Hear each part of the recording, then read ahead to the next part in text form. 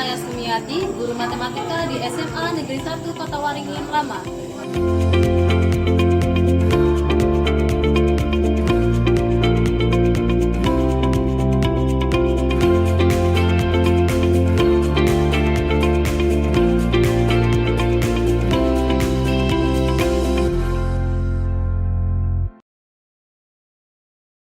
Assalamualaikum warahmatullahi wabarakatuh.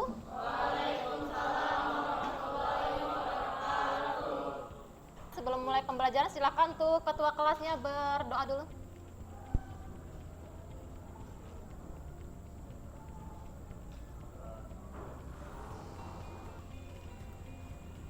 Kabarnya gimana hari ini? Baik? Baik. Nah, silakan untuk menyiapkan alat tulisnya dulu. Ada yang tidak hadir? Masuk ya. Baiklah, kalau sudah kita masuk ke materi lanjutan yang kemarin. Untuk hari ini kita akan membuat suatu proyek. Proyeknya itu tetap, materinya itu statistika. Di sini ada tujuan pembelajarannya. Coba siapa yang akan membacakan tujuan pembelajarannya? Silakan, Amel.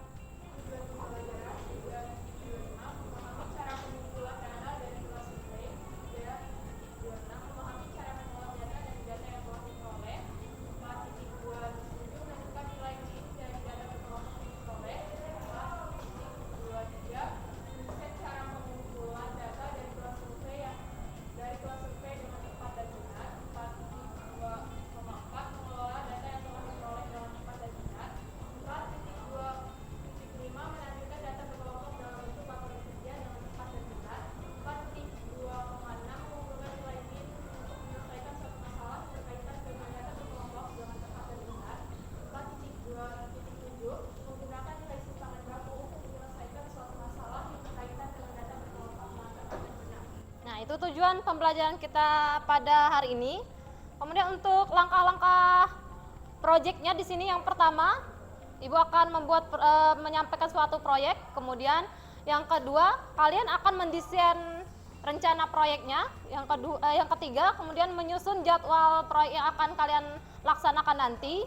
Kemudian yang keempat, nanti Ibu akan memantau keaktifan kalian. Jadi keaktifan di sini akan Ibu nilai keterampilan sama nilai sikap kalian. Kemudian untuk yang selanjutnya itu menguji hasil dan tahap yang terakhir yaitu evaluasi pengalaman.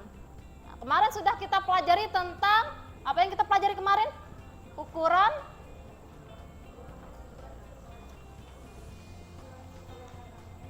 ukuran pemusatan data dan ukuran penyebaran data. Di ukuran pemusatan data, untuk contohnya kemarin apa? Yang di kehidupan sehari-hari misalnya, kalau rata-rata. Nilai rapot, terus? Data tinggi badan. Enrico tadi? Penggunaan handphone, rata-ratanya bisa dicari. Terus apa lagi? Ya, pemilihan ketua OSIS, bisa ya. Nah, kemarin sudah dipelajari tentang materi ukuran pemusatan data. Ukuran pemusatan data materinya ada berapa? Ada 3. Apa saja? Ya, min, median, modus. Kalau ukuran penyebaran data? Simpangan rata-rata, simpangan baku. Iya. Nah, di sini ada manfaat dari kenapa kita harus membuat proyek ini. Coba salah satunya bacakan. Siapa yang mau membaca? Ya, silakan. Manfaat proyek. Kehadiran smartphone yang menawarkan kecanggihan dapat mengakses segala informasi tentang dunia dengan cepat, mudah dan murah dapat dijadikan sebagai salah satu bentuk pola belajar untuk meningkatkan prestasinya dengan berbagai fitur dan kemudian seperti jaringan akses internet yang menyediakan berbagai macam informasi yang dibutuhkan oleh siswanya. Apakah warga SMA S1 kepada lama sadar akan hal ini? Mari kita ingatkan kembali manfaat penggunaan smartphone kepada pelajar. Nah, ini ya manfaatnya itu kita mengingatkan kepada teman-teman kita yang ada di SMA 1 Kota Waringin Lama agar memanfaatkan handphonenya itu untuk kepentingan yang positif. Misalnya saja belajar atau mengerjakan tugasnya. Nah, bagaimana penggunaan smartphone bagi peserta didik di SMA 1 Kota Waringin Lama? Kira-kira gimana menurut kalian? Biasanya kalian gunakan untuk apa itu kalau HP?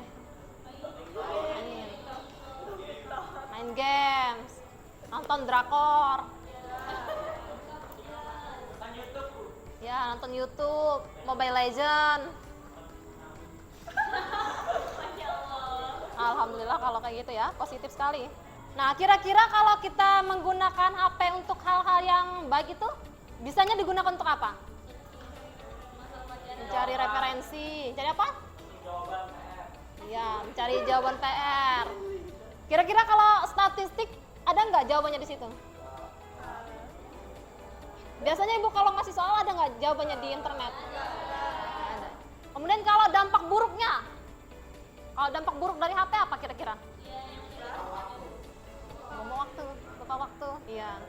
Kadang lupa makan, ya kan? Terus kalau pagi telat bangun, gara-gara main sampai tengah malam. Nah, untuk selanjutnya ini pembagian kelompok kita. Kelompok 1, 2, 3, dan 4 silakan berkumpul sesuai dengan anggotanya.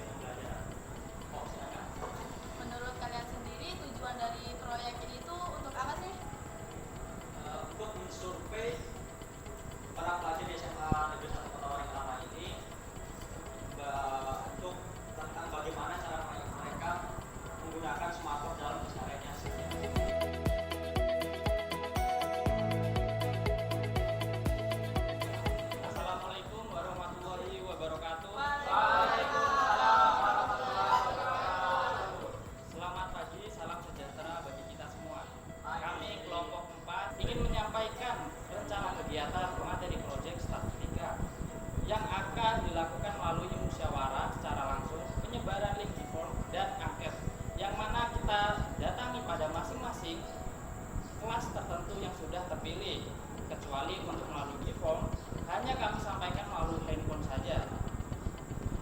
Untuk penggunaan data proyek statistika, kita membandingkan menggunakan HP yang bermanfaat seperti aplikasi belajar dan aplikasi sosial media atau bermain game. Tujuan kami untuk mengetahui seberapa manfaat handphone bagi kita untuk sehari-hari pada kegiatan ini dan mengajak untuk menggunakan HP lebih bermanfaat lagi. Mungkin ada yang belum mengerti atau bertanya? Ya. Kenapa harus menggunakan 3 cara untuk mewawancarai itu mengumpulkan data siswa? Kan bisa satu. Ya, karena pada kegiatan ini kita ingin turun ke lapangan atau ingin memasuki kelas masing-masing, menggunakan musyawarah, terus habis itu menyebarkan di form karena kegiatan tersebut tidak pasti full kan.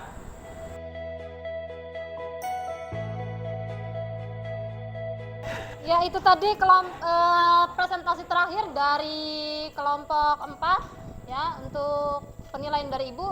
Ya, rata-rata kelompoknya sudah bagus.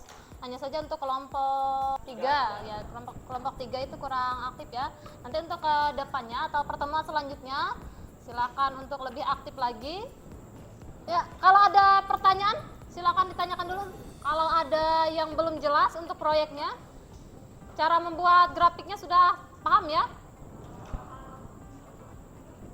Nah, untuk hari ini, pembelajaran hari ini, apa yang kita pelajari hari ini? Bagaimana cara membuat proyek itu? Yang pertama, menentukan,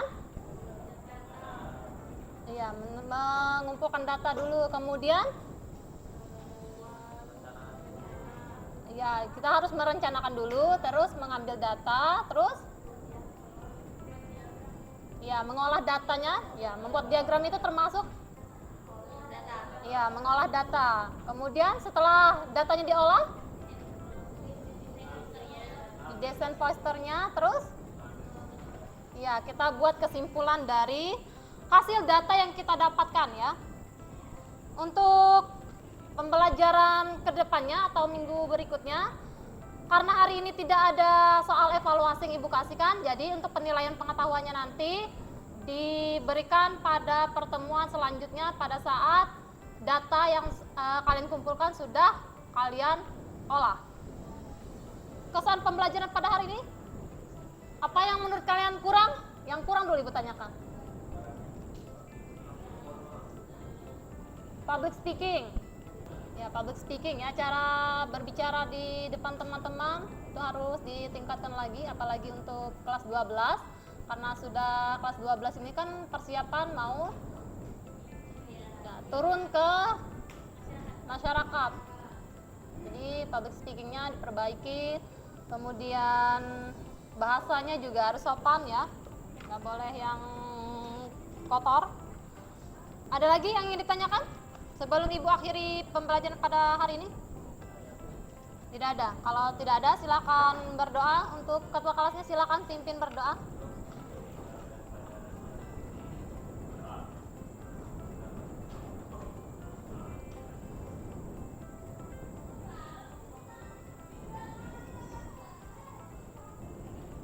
Ya, Ibu akhiri selamat pagi dan assalamualaikum warahmatullahi wabarakatuh.